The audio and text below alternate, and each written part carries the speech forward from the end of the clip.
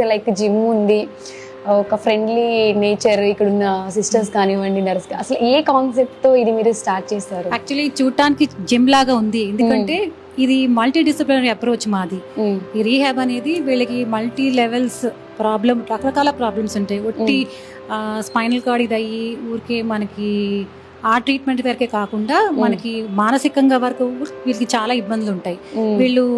వీళ్ళకి ప్రాబ్లం, ఈ మానసికంగా వీళ్ళు ఇబ్బంది పడతారు, ఇంట్లో వాళ్ళు కూడా ఇబ్బంది పడతారు. వీళ్ళు పనికి వెళ్ళలేరు కాబట్టి వీళ్ళు అనుకుంటారు వెళ్ళలేరని, కానీ పోయిందేదో పోయింది, కానీ ఉన్నదానికి ఎలాగ మెరుగు చేసుకోవాలనేదే మా ఇది. సో వాళ్ళకి మేము ఎలా ఎక్సర్సైజెస్ చేస్తే వాళ్ళకి ఎలా బాగుతుంది అనేది మేము ఇవన్నీ ఇక్కడ చూపిస్తాం ఇక్కడ.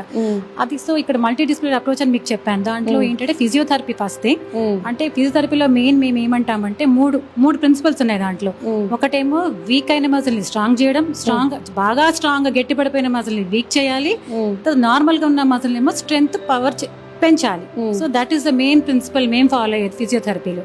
సో అది చేసినాక నెక్స్ట్ వాళ్ళకి యూరిన్ కానీ మోషన్కి వెళ్ళటం కూడా పాపం వాళ్ళకి తెలియదు. They have to depend on somebody, వేరే వాళ్ళ మీద ఆధారపడాలి వీళ్ళు. సో అలా కాకుండా వీళ్ళకి వాళ్ళ ఫ్యామిలీ మెంబర్స్ నేర్పిస్తూ వీళ్ళకి నేర్పిస్తామంటే వీళ్ళు ఎలా చేసుకోగలుగుతారు అనేది.